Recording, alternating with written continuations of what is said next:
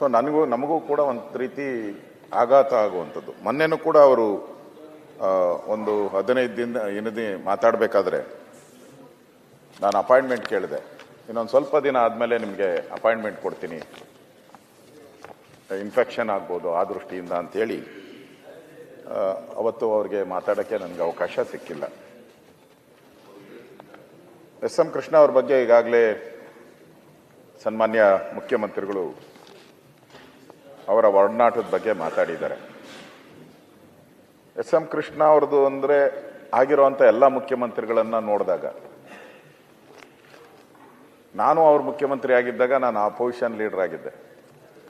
ನನ್ನ ಪುಣ್ಯ ಅಂತ ಹೇಳಿದ್ರೆ ನಂದು ಉತ್ತರಹಳ್ಳಿ, ಅವಾಗ ಸುಮಾರು 14 ಲಕ್ಷ ಓಟು. ಪ್ರತಿ ತಿಂಗಳು ಒಂದಲ್ಲ ಒಂದು ಕಾರ್ಯಕ್ರಮಕ್ಕೆ ಅವ್ರು ಬರಲೇಬೇಕಾಗಿತ್ತು. ನಾನು ಅಧ್ಯಕ್ಷತೆ ವಹಿಸ್ತಾ ಇದ್ದೆ. ಕೆಲವು ಸಂದರ್ಭದಲ್ಲಿ ಅವರು ಬಾ ನನ್ನ ಜೊತೆ ಅಂತೇಳಿ ಮುಖ್ಯಮಂತ್ರಿ ಇದ್ರೂ ಕೂಡ ನನ್ನ ಕಾರಲ್ಲಿ ಕರ್ಕೊಂಡು ವಿಧಾನಸೌಧಕ್ಕೂ ಬಂದಿದ್ದಾರೆ. 1-2 ಬಾರಿ ಆ ಥರ ನನ್ನ ಕರ್ಕೊಂಡು ಬಂದಿದ್ದಾರೆ. ಅಂದರೆ ಎಸ್ ಎಂ ಕೃಷ್ಣ ಅವ್ರನ್ನ ಯಾರು ಮರೆತರೂ ಕೂಡ ಬೆಂಗಳೂರು ಜನ ಮರೆಯೋಕ್ಕೆ ಸಾಧ್ಯನೇ ಇಲ್ಲ. ಯಾವ ರೀತಿ ಕೆಂಪೇಗೌಡರನ್ನ ನಾವು ಬೆಂಗಳೂರು ಕಟ್ಟಿದ್ರು ಅಂತೇಳಿ ನಾವು ಜ್ಞಾಪಕ ಮಾಡ್ಕೊಂತೀರಿ, ಅದೇ ರೀತಿ ಎಸ್ ಎಂ ಕೃಷ್ಣ ಅವರು ಬೆಂಗಳೂರಿಗೆ ಒಂದು ಘನತೆಯನ್ನು ಕೊಟ್ಟಂಥವ್ರು. ಯಾವುದೇ ದೇಶದ ಪ್ರಧಾನಿ ಬರಲಿ, ಯಾವುದೇ ದೇಶದ ಅಧ್ಯಕ್ಷ ಬರಲಿ, ಅವರು ಡೆಲ್ಲಿಗೆ ಹೋದ ತಕ್ಷಣ ಬೆಂಗಳೂರು ಬರುವಂಥ ಒಂದು ವಾತಾವರಣವನ್ನು ಕ್ರಿಯೇಟ್ ಮಾಡಿದಂಥ ಒಬ್ಬ ವ್ಯಕ್ತಿ ಈ ರಾಜ್ಯದಲ್ಲಿ ಯಾರಾದರೂ ಇದ್ದರೆ ಅದು ಎಸ್ ಎಂ ಕೃಷ್ಣ ಅವರು ಮಾತ್ರ. ಪ್ರಶ್ನೆನೇ ಇಲ್ಲ ಅದಕ್ಕೆ. ಅವರು ಬರ್ತಾ ಇರಬೇಕಾದ್ರೆ ನಾನು ನೋಡ್ತಾ ಇದ್ದೆ, ಅವರು ಪರಮೇಶ್ವರ್ ಅವ್ರಿಗೆ ಗೊತ್ತು, ಭಾಳ ಒಡನಾಟ ಅವ್ರ ಜೊತೆ. ಬಡ್ಜೆಟ್ ಮಾಡಬೇಕಾದ್ರೆ ಅದಕ್ಕೊಂಥರ ಡ್ರೆಸ್ ಹಾಕಿರೋರು, ಎಲ್ಲದಕ್ಕೂ ಪ್ರತಿಯೊಂದಕ್ಕೂ ಅವರು ಡ್ರೆಸ್ ಅವರೇ ಅದನ್ನ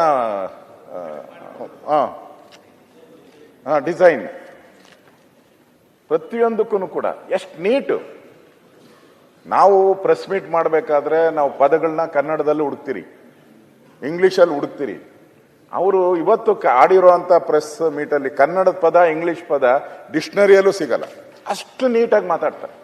ಅವ್ರ ಕೊನೆ ವಯಸ್ಸು ಒಂದು 6 ತಿಂಗಳ ಹಿಂದೆ, 1 ವರ್ಷದಿಂದನೂ ಕೂಡ ಅವ್ರನ್ನ ಭೇಟಿ ಮಾಡಿ ನಾವು ವಿಶ್ ಮಾಡಕ್ಕೆ ಹೋದಾಗೂ ಕೂಡ ಅವರು ಪ್ರೆಸ್ಸಲ್ಲಿ ಎಷ್ಟು ನೀಟಾಗಿ ಮಾತಾಡೋ ಆ ಪದ ಇನ್ನೂ ನಮ್ಮ ಕೈಲಿ ಮಾತಾಡೋಕ್ಕೆ ಆಗಲ್ಲ. ಅಷ್ಟು ಅವರ ಪದ ಜೋಡಣೆ ಆ ರೀತಿ ಇರ್ತಾ ಇತ್ತು.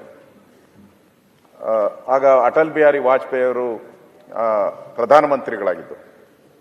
ಆ ಸಂದರ್ಭದಲ್ಲಿ ಇವರು ಮುಖ್ಯಮಂತ್ರಿ ಆಗಿದ್ದರು. ಆಗ ನಮಗೆ ಬೆಂಗಳೂರಿಗೆ ಇಂಟರ್ನ್ಯಾಷನಲ್ ಏರ್ಪೋರ್ಟ್ ತಂದಿದ್ದನು ಕೂಡ ಆ ಸಂದರ್ಭದಲ್ಲೇ. ಬೆಂಗಳೂರಿಗೆ ಮೆಟ್ರೋ, ಅವಾಗ ಅನಂತಕುಮಾರ್ ಅವರು ನಮ್ಮ ಅರ್ಬನ್ ಡೆವಲಪ್ಮೆಂಟ್ ಮಿನಿಸ್ಟರ್ ಆಗಿದ್ದರು. ಭಾಳ ಹೊಂದಾಣಿಕೆ ಇತ್ತು. ಆ ಸಂದರ್ಭದಲ್ಲಿ ಬೆಂಗಳೂರಿಗೆ ಮೆಟ್ರೋ, ಇಂಟರ್ನ್ಯಾಷನಲ್ ಏರ್ಪೋರ್ಟು ಇವೆಲ್ಲವನ್ನ ತರೋ ಮುಖಾಂತರ ಬೆಂಗಳೂರಿಗೆ ತನ್ನದೇ ಆದಂಥ, ಇವತ್ತು ನಾವು ಹೇಳ್ತೀರಿ ಬೆಂಗಳೂರು ಇಡೀ ರಾಜ್ಯದ ಒಂದು 60% ಎಷ್ಟು ಆದಾಯ ಕೊಡ್ತಾ ಇದೆ ಅಂತ ಹೇಳಿದೆ. ದೇಶಕ್ಕೂ ಆದಾಯ ಕೊಡ್ತಾ ಇರೋಂಥ 2ನೇ ಸಿಟಿ ನಮ್ಮದು. ಬಾಂಬೆ ಬಿಟ್ಟರೆ ನಾವೇ ಹೈಯೆಸ್ಟ್ IT ಇರ್ಬೋದು, ಇವೆಲ್ಲವನ್ನ ಕೊಡ್ತಕ್ಕಂಥ, ಆದಾಯ ಕೊಡ್ತಕ್ಕಂಥ ಒಂದು. ಇದಕ್ಕೆ ಮೂಲ ಪುರುಷ ಯಾರು ಅಂತ ಹೇಳಿದ್ರೆ ಅದು ಎಸ್ ಎಂ ಕೃಷ್ಣ ಅವರು. ಅದರ ಬಗ್ಗೆ 2 ಮಾತಿಲ್ಲ. ಅವರು ಎಲ್ಲ ಪದವಿಯನ್ನ ನೋಡಿದ್ದಾರೆ, ಮುಖ್ಯಮಂತ್ರಿಗಳಾಗಿ, ಉಪಮುಖ್ಯಮಂತ್ರಿಗಳಾಗಿ, ಸ್ಪೀಕರ್ ಆಗಿ ಎಲ್ಲವನ್ನ ನೋಡಿದ್ದಾರೆ. ಆದರೆ ಒಂದೇ ಒಂದು ಕಳಂಕ ಇಲ್ಲದೆ ಒಬ್ಬ ಡಿಗ್ನಿಫೈಡ್ ರಾಜಕಾರಣಿ. ಈಗ ಹೇಗಾಗಿದೆ ಅಂತ ಹೇಳಿದ್ರೆ, ಮಾಧ್ಯಮದಲ್ಲಿ ನಾವು ನಿಂತರೆ ನಮ್ಮ ಭಾಷೆಗಳು, ನಾವು ಮಾಧ್ಯಮದಲ್ಲಿ ಹಿಂದೆ ಆಚೆ ಮಾತಾಡೋದಕ್ಕೂ ಮಾಧ್ಯಮದ ಮೈಕ್ ಮುಂದೆ ಮಾತಾಡೋದಕ್ಕೂ ಭಾಳ ವ್ಯತ್ಯಾಸಗಳನ್ನು ನೋಡ್ತೀವಿ ನಾವು. ಕೈ ಕತ್ತರಿಸ್ಬೇಕು, ಕಾಲು ಕತ್ತರಿಸ್ಬೇಕು, ನಾಲಿಗೆ ತೆಗಿಬೇಕು, ಈ ಥರದ್ದೆಲ್ಲ ಅವ್ರ ಬಾಯಲ್ಲಿ ಎಂದೂ ಕೂಡ ಈ ಥರದ್ದು ಒಂದು ಪದನೂ ಕೂಡ ಬಂದಿಲ್ಲ. ಒಬ್ಬರಿಗೆ ನೋವಾಗೋ ರೀತಿನೂ ಅವ್ರು ಎಂದೂ ಮಾತಾಡಿದ್ದು ಯಾವತ್ತೂ ನಾನು ನೋಡಿಲ್ಲ. ಆ ರೀತಿಯ ಒಂದು ವ್ಯಕ್ತಿತ್ವವನ್ನು ಹೊಂದಿರತಕ್ಕಂಥವ್ರು. ವಿದ್ಯಾರ್ಥಿ ದೆಸೆಯಲ್ಲೇ ಅವರು ರಾಜಕಾರಣಕ್ಕೆ ಬಂದಂಥವ್ರು. ಮೈಸೂರಿನ ರಾಮಕೃಷ್ಣ ವಿದ್ಯಾಶಾಲೆ, ಮಹಾರಾಜ ಕಾಲೇಜಿನ ಪದವಿ, ಅಮೇರಿಕಾದ ಟೆಕ್ಸಾಸ್ನಲ್ಲಿ ಉನ್ನತ ಪದವಿಯನ್ನು ಪಡೆದಂಥವರು ಎಸ್ ಎಂ ಕೃಷ್ಣ ಅವರು. ಕೆಲವರೆಲ್ಲ ಅವರಿಗೆ ಚುಡಾಯಿಸ್ತಾ ಇದ್ರು, ನೀವು ಫಾರಿನ್ ಕೃಷ್ಣ ಅಂತ ಹೇಳಿನೂ ಕೂಡ ಕೆಲವರೆಲ್ಲ ಮಾತಾಡ್ತಾ ಇದ್ರು ಅವ್ರಿಗೆ. ಅವರು ಟೆಕ್ಸಾಸ್ ಅಲ್ಲಿ ಬಂದಿರೋದ್ರಿಂದ. ನನಗೆ ಗೊತ್ತಿರೋ ಪ್ರಕಾರ ಜಾನ್ ಎಫ್ ಕೆನಡಿ ಅವರ ಚುನಾವಣಾ ಪ್ರಚಾರದಲ್ಲೂ ಪಾಲ್ಗೊಂಡಿದ್ರು ಅನ್ನೋದು ಕೂಡ ಹೇಳ್ತಾರೆ. ಅವ್ರ ತಂದೆ ಮಲ್ಲಯ್ಯನವರು ಶ್ರೀ ಮಲ್ಲಯ್ಯನವರು ಅವರು ಕೂಡ ಸಮಾಜದಲ್ಲಿ ಒಳ್ಳೆ ಹೆಸರಿದ್ದಂಥವ್ರು. ಅವತ್ತೇ ಹಾಸ್ಟೆಲನ್ನು ಮಾಡಿ ಎಲ್ಲ ಸಮುದಾಯದ ಜನ ಹಾಸ್ಟೆಲ್ಗಳಲ್ಲಿ ಓದಬೇಕು ಅಂತೇಳಿ ಮಲ್ಲಯ್ಯನವರು ಒಂದು ಹಾಸ್ಟೆಲ್ ಕೂಡ ಮಂಡ್ಯದಲ್ಲಿ ಕಟ್ಟಿರೋದನ್ನು ಕೊಟ್ಟಿದೆ 1930ನೇ ಇಸ್ವಿಯಲ್ಲಿ. MRA ಆಗಿದ್ರು. ಮಹಾತ್ಮ ಗಾಂಧೀಜಿಯವರು ಕೂಡ ಅವ್ರ ಮನೆಗೆ ಬಂದಿದ್ರು 1934ರಲ್ಲಿ. ಮಹಾತ್ಮ ಗಾಂಧೀಜಿಯವರು ಕೂಡ ಅವ್ರ ಮನೆಗೆ ಬಂದಾಗ ಹರಿಜನ ಫಂಡ್ ಅಂತ ಕಲೆಕ್ಟ್ ಮಾಡಬೇಕು ಅಂತೇಳಿ ಮಹಾತ್ಮ ಗಾಂಧೀಜಿಯವರು ಅವ್ರ ಮನೆಗೆ ಬಂದಾಗ ಇವರು ₹2 ಕೊಟ್ಟಿದ್ರಂತೆ ಇವ್ರ ತಂದೆಯವರು. ಆಗ ಮಹಾತ್ಮ ಗಾಂಧೀಜಿಯವರು ಕೇಳಿದಂತೆ, ನನಗೆ ₹2 ಬೇಡ, SM ಕೃಷ್ಣ ಅವರ ಕಿವಿಯಲ್ಲಿರೋ ಓಲೆ ಕೊಡಿ ಅಂತ ಕೇಳಿದ್ರಂತೆ. ಆಗ ಇಮಿಡಿಯೇಟ್ ಆಗಿ ತೆಗೆದು ಆ ಓಲೆನೂ ಕೂಡ ಆ ಫಂಡ್ಗೆ, ಹರಿಜನ ಫಂಡ್ಗೆ ಕೊಟ್ಟಂತ ಪುಣ್ಯಾತ್ಮರು ಕೂಡ ಅವರ ತಂದೆಯವರು. ಅಂದರೆ ಗಾಂಧೀಜಿಯವರ ಆಶೀರ್ವಾದವನ್ನು ಪಡೆದಂಥ ವ್ಯಕ್ತಿ, ನೋಡಿದಂಥ ವ್ಯಕ್ತಿ. 16ನೇ ಮುಖ್ಯಮಂತ್ರಿಯಾಗಿ ಸೇವೆ ಸಲ್ಲಿಸಿದ್ದಾರೆ. ಅವರು ಒಂದು ಯಾತ್ರೆಯನ್ನು ಕೂಡ ಮಾಡಿದ್ರು, ಕಾಂಗ್ರೆಸ್ ಯಾತ್ರೆ.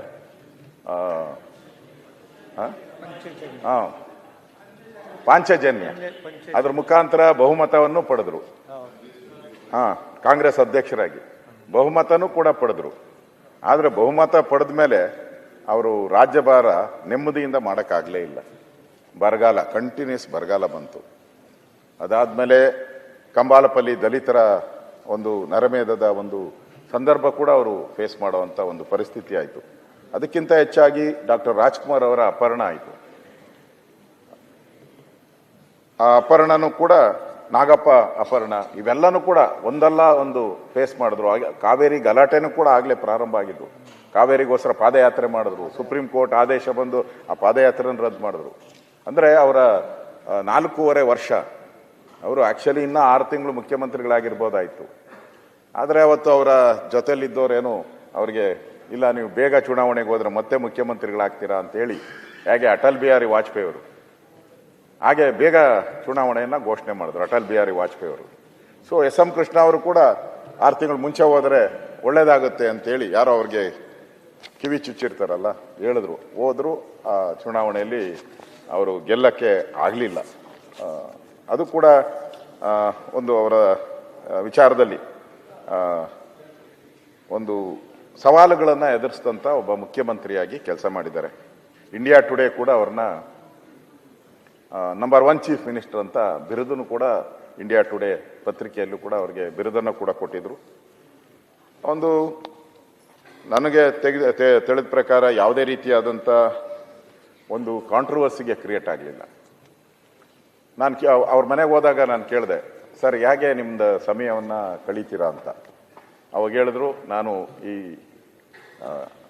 ಸಂಗೀತ, ಈ ಶ್ರೀರಾಮನವಮಿ ಪ್ರತಿ ವರ್ಷ ಇದರಲ್ಲಿ ಬಸವನಗುಡಿಯಲ್ಲಿ ನಡೆಯುತ್ತೆ.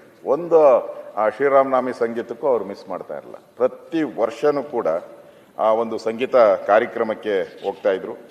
ಅದೇ ರೀತಿ ಮತ್ತೆ ಕೆಲವರು ಕೂಡ ಟೆನ್ನಿಸ್ ಕೃಷ್ಣ ಅಂತೇಳಿ ಅದೊಂದು ಬ್ರ್ಯಾಂಡು ಕೊಟ್ಟಿದ್ರು. ಫಾರಿನ್ ಕೃಷ್ಣ ಅನ್ನೋದ್ ಕಡೆ ಟೆನ್ನಿಸ್ ಕೃಷ್ಣ ಅಂತಲೂ ಕೊಟ್ಟಿದ್ರು. ಇವ್ರಿಗೆ ಟೆನ್ನಿಸ್ ಭಾಳ ಇಷ್ಟ. ವಿಂಬಲ್ಡನ್ಗೆ ಪ್ರತಿ ವರ್ಷನೂ ಕೂಡ ಮಿಸ್ ಮಾಡ್ತಾನೆ ಇರಲಿಲ್ಲ. ಇವರು ಆಡ್ತಾ ಇದ್ರು.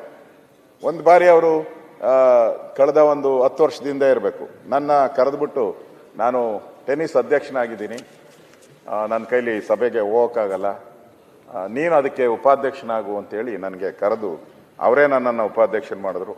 ಅದಾದಮೇಲೆ ಅವರು ಮತ್ತೆ 5 ವರ್ಷ ಆದಮೇಲೆ ಮತ್ತೆ ಕರೆದು, ನನ್ನ ಕೈಲಿ ಬರೋಕ್ಕಾಗ್ತಾ ಇಲ್ಲ, ನೀನೇ ಅಧ್ಯಕ್ಷನಾಗು ಅಂತ ಅವರೇ ನನ್ನ ನಾಮಿನೇಟ್ ಮಾಡಿ ಅಧ್ಯಕ್ಷರಾದರು. ಈಗೂ ಅಧ್ಯಕ್ಷನಾಗಿದ್ದೀನಿ, ಅವರು ಅದಕ್ಕೆ ಗೌರವಾಧ್ಯಕ್ಷರಾಗಿದ್ದಾರೆ.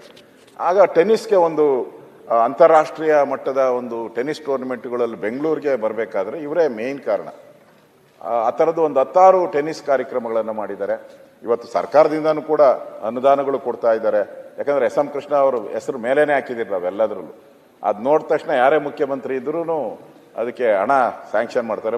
ಸನ್ಮಾನ್ಯ ಸಿದ್ದರಾಮಯ್ಯನವರು 2 ಸರಿ ನಾನು ಹೋಗಿ ಅವ್ರ ಹತ್ರ ಆ ಟೆನ್ನಿಸ್ಗೆ ದುಡ್ಡನ್ನು ಕೊಟ್ಟಿದ್ದಾರೆ. ಯಡಿಯೂರಪ್ಪನವರು ಕೊಟ್ಟಿದ್ದಾರೆ, ಬಸವರಾಜ ಬೊಮ್ಮಾಯಿಯವರು ಕೊಟ್ಟಿದ್ದಾರೆ. ಅವ್ರಿಗೆ ಅಚ್ಚುಮೆಚ್ಚು ಆ ಟೆನ್ನಿಸ್ ಕ್ರೀಡೆ ಅನ್ನೋದು ಒಂದು ಅವರ ಅಚ್ಚುಮೆಚ್ಚು. ಈಗಾಗಲೇ ನಾನು ಹೇಳಿದ್ದೀನಿ, ಕೋಟೆ ಆಂಜನೇಯ ಸ್ವಾಮಿ ಮೈದಾನದಲ್ಲಿ ಇರತಕ್ಕಂಥ ರಾಮ ಸೇವಾ ಮಂಡಳಿಯ ಎಲ್ಲ ಕಾರ್ಯಕ್ರಮಕ್ಕೆ ಹೋಗಿದ್ದಾರೆ. ಆಸೋತ್ಸವ ಕಾರ್ಯಕ್ರಮಗಳಿಗೂ ಹೋಗ್ತಾ ಇದ್ರು. ಇವತ್ತು ನಾವು ಬ್ಯಾಂಡ್ ಬೆಂಗಳೂರು ಅಂತ ಎಲ್ಲ ಹೇಳ್ತಾ ಇದ್ದೀರಿ. ಬ್ರ್ಯಾಂಡ್ ಬೆಂಗಳೂರು ಅಂತ. ನಿಜವಾಗೂ ಬ್ರ್ಯಾಂಡ್ ಬೆಂಗಳೂರನ್ನ ಸೃಷ್ಟಿ ಮಾಡಿದಂಥವ್ರು, ಅದಕ್ಕೊಂದು ರೂಪ ಕೊಟ್ಟವ್ರು ಯಾರಾದರೂ ಇದ್ದರೆ ಅದು ಎಸ್ ಎಂ ಕೃಷ್ಣ, ಮಾತೇ ಇಲ್ಲ. ಇವತ್ತು ನಾನು ಹೇಳಿದ್ನಲ್ಲ, ಯಾರು ನೆನೆಸ್ಕೊತಾ ಇದ್ರು ಬೆಂಗಳೂರು ಜನ ಅಂತೂ ನೆನೆಸ್ಕೊಳೇಬೇಕು. ಇವತ್ತು ಎಲ್ಲರೂ ಹೇಳ್ತಾರೆ, ಅವ್ರು ಇಷ್ಟು ವರ್ಷ ಆದ ಮೇಲೂ ಹೇಳ್ತಾರೆ, ಎಸ್ ಎಂ ಕೃಷ್ಣ ಬೆಂಗಳೂರಲ್ಲಿ ಮಾಡಿದಂಥ ಅಭಿವೃದ್ಧಿ ಇದುವರೆಗೂ ಯಾರು ಮಾಡೋಕ್ಕೆ ಸಾಧ್ಯನೇ ಇಲ್ಲ ಅನ್ನೋ ಮಾತನ್ನೇ ಹೇಳಿದ್ದಾರೆ. ಆ ರೀತಿ ಒಂದು ಅಟ್ಯಾಚ್ಮೆಂಟು. ನಾವೆಲ್ಲ ವಿಧಾನಸಭೆಯಲ್ಲಿ ಮಾತಾಡಿದಾಗ, ಏನು ಸರ್ ಬೆಂಗಳೂರಲ್ಲಿ ಇವತ್ತು ಟಾರ್ ಹಾಕ್ತಾರೆ, ನಾಳೆ ವಾಟರ್ ಸಪ್ಲೈ ಅಗ್ದಾಕ್ತಾರೆ, KEB ಅವರು ಅಗ್ದಾಕ್ತಾರೆ ಅಂದಾಗ ಬೆಂಗಳೂರಲ್ಲಿ ಅದಕ್ಕೆ ಒಂದು ಟಾಸ್ಕ್ ಫೋರ್ಸನ್ನು ರಚನೆ ಮಾಡಿದ್ರು. ಟಾಸ್ಕ್ ಫೋರ್ಸನ್ನು ರಚನೆ ಮಾಡಿ ಪ್ರತಿ ತಿಂಗಳು ಆ ಟಾಸ್ಕ್ ಫೋರ್ಸನ್ನು ಮೀಟಿಂಗ್ ಮಾಡಿದ್ರು. ಅವರೇ ಬಂದು ಕೂತ್ಕೊಂಡವ್ರು ಆ ಟಾಸ್ಕ್ ಫೋರ್ಸಲ್ಲಿ ಮೀಟಿಂಗ್ ಮಾಡಿ ಆ ಒಂದು ಅಧಿಕಾರಿಗಳ ಒಂದು ವರ್ಗವನ್ನು ಇದಕ್ಕೆ ಯೋಜನೆ ಮಾಡಿ ಆ ಯಾವುದೇ ರೀತಿ ಈ ಥರ ಕಾಮಗಾರಿಗಳಲ್ಲಿ ಕಳಪೆ ಆಗದಂಗೆ ನೋಡ್ಕೊಳೋ ಅಂಥ ಒಂದು ಕೆಲಸವನ್ನು ಆ ಸಂದರ್ಭದಲ್ಲೇ ಒಂದು ಟಾಸ್ಕ್ ಫೋರ್ಸ್ ಮಾಡೋ ಮುಖಾಂತರ ಮಾಡಿದಂಥದ್ದು ನೋಡಿದಿರಿ.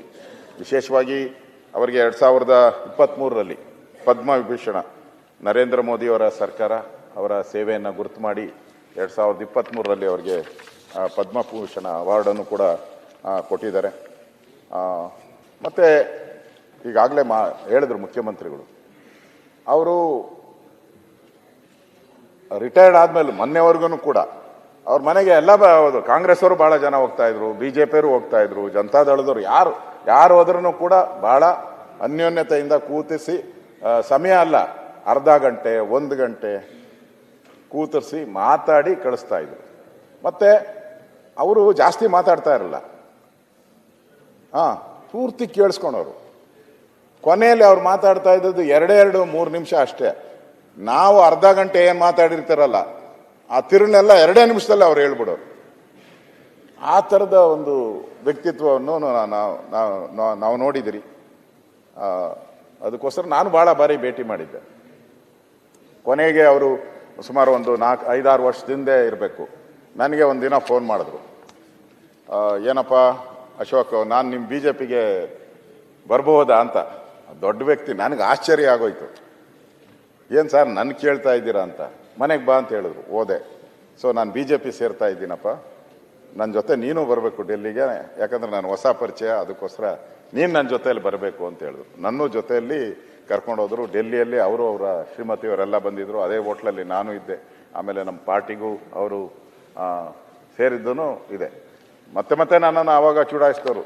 ಯಾವಾಗಾದರೂ ಹೋದಾಗ ಇವನೇ ಅಪ್ಪ ಪುಣ್ಯಾತ್ಮ ನಾನು ಕರ್ಕೊಂಡೋಗಿದ್ದು ಅಂತೇಳಿ ನನ್ನನ್ನು ಚುಡಾಯಿಸ್ತಾನೂ ಇದ್ರು. ಹೋದಾಗೆಲ್ಲನೂ ಕೂಡ ಚುಡಾಯಿಸ್ತು. ನಾನು ಬೊಮ್ಮಾಯಿಯವರು ಮುಖ್ಯಮಂತ್ರಿ ಬೊಮ್ಮಾಯಿ ಆದಾಗ ಕೂಡ ನಾನು ಕರ್ಕೊಂಡೋಗಿದ್ದೆ. ಆ ಸಂದರ್ಭದಲ್ಲೂ ಆ ಮಾತನ್ನು ಹೇಳ್ತಾ ಇದ್ರು. ಸೊ ಒಂದು ಹುಟ್ಟಿದ ಮೇಲೆ ಎಲ್ಲರೂ ಒಂದಿನ ಸಾಯಲೇಬೇಕು. ಆದರೆ ಸತ್ತ ಮೇಲೆ ಒಂದು ಮಾತುಗಳಿದೆ, ನಾವೆಲ್ಲ ಯೋಚನೆ ಮಾಡ್ತಿರಂತೆ. ನಮ್ಮ ಆತ್ಮ ಸತ್ತು ನಮ್ಮದು ಗುಣಿಗ ಹೋದಾಗ, ಅಂದರೆ ನಮ್ಮ ಬಾಡಿನ ತೊಗೊಂಡೋಗಿ ಅಲ್ಲಿ, ಬಾಡಿ ಅಂತ ಹೇಳೋದು ಹೆಸರೇನೇ ಇರಲ್ಲ, ಹಾಗೆ ತೊಗೊಂಡೋಗಿ ಇಟ್ಟಾಗ ಅಲ್ಲಿ ಆತ್ಮ ಹೇಳ್ತೈತಂತೆ, ನಾನು ಭಾಳ ತಪ್ಪುಗಳು ಮಾಡಿಬಿಟ್ಟಿದ್ದೀನಿ, ನನಗೆ ಅವಕಾಶ ಇತ್ತು ಸಮಾಜ ಸೇವೆ ಮಾಡೋಕ್ಕಾಗಲಿಲ್ಲ, ಸಮಯ ಸಿಕ್ಕಲಿಲ್ಲ ನನಗೆ, ಇನ್ನೊಂದು ಸ್ವಲ್ಪ ದಿನ ನನಗೆ ಅವಕಾಶ ಕೊಟ್ಟರೆ ಈ ಪಾಪನ ತೊಡ್ಕೊಳಕ್ಕೋಸ್ಕರ ಅದನ್ನೆಲ್ಲ ಕಂಪ್ಲೀಟ್ ಮಾಡಿ ಬಂದ್ಬಿಡ್ತೀನಿ ಅಂತ ಹೇಳ್ತದೆ. ಯಾವಾಗ? ಗುಣಿಯಲ್ಲಿದ್ದಾಗ. ಗುಣಿಗೆ ಬಿದ್ದ ಮೇಲೆ ಯೋಚನೆ ಬರೋವಂಥದ್ದು. ಗುಣಿಗೆ ಬೀಳಕ್ಕೆ ಮುಂಚೆನೇ ನಾನು ಸಮಾಜದ ಕೆಲಸ ಮಾಡ್ತೀನಿ ಅಂತ ಹೇಳೋವಂಥ ಒಬ್ಬ ವ್ಯಕ್ತಿ ಮಾಡಿದ್ದೀನಿ ಅಂತ ಹೇಳ್ಗಣಕ್ಕೆ ಆ ವ್ಯಕ್ತಿಯನ್ನು ನಾವು ಇವತ್ತು ಆ ಹೆಜ್ಜೆ ಗುರುತುಗಳನ್ನು ಯಾರಾದರೂ ಬಿಟ್ಟೋಗಿದ್ದಾರೆ ಅಂದರೆ ಅದು ಎಸ್ ಎಂ ಕೃಷ್ಣ ಅವರು. ಹುಟ್ಟು ಸಾವು ಆಕಸ್ಮಿಕ. ಹುಟ್ಟಿಗೆ ಅರ್ಥ ನಾವು ಕೊಟ್ಟರೆ ನಮ್ಮ ಸಾವಿಗೆ ಅರ್ಥ ಸಮಾಜ ಕೊಡುತ್ತೆ. ಹುಟ್ಟು ಸಾವು ಆಕಸ್ಮಿಕ. ಹುಟ್ಟಿಗೆ ನಾವು ಅರ್ಥ ನಾವು ಕೊಟ್ಟರೆ ಸಾವಿಗೆ ಅರ್ಥ ಸಮಾಜ ಕೊಡುತ್ತೆ. ನೋಡಿ ಇವಾಗ ನಾವು ಕೊಡ್ತಾ ಇದ್ದೀವಿ. ಇಲ್ಲಾಂದರೆ ಅವರು ಒಳ್ಳೆ ಕೆಲಸ ಮಾಡಿಲ್ಲ ಅಂದ್ರೆ ನನ್ನ ನೆನಪು ಮಾಡ್ಕೊಳೋ ಅಂತ ಒಂದು ಅವಕಾಶನೂ ಬರ್ತಾ ಇರಲಿಲ್ಲ. ಅವ್ರ ಬಗ್ಗೆ ಮಾತಾಡೋ ಅಂಥ ಮಾತುಗಳು ಇರ್ತವೆ. ಹೆಚ್ಚಿನ ವಿಡಿಯೋಗಳಿಗೆ ಪ್ರತಿಧ್ವನಿ ಯೂಟ್ಯೂಬ್ ಚಾನೆಲ್ ಸಬ್ಸ್ಕ್ರೈಬ್ ಮಾಡಿ, ಬೆಲ್ ಐಕಾನ್ ಕ್ಲಿಕ್ ಮಾಡಿ.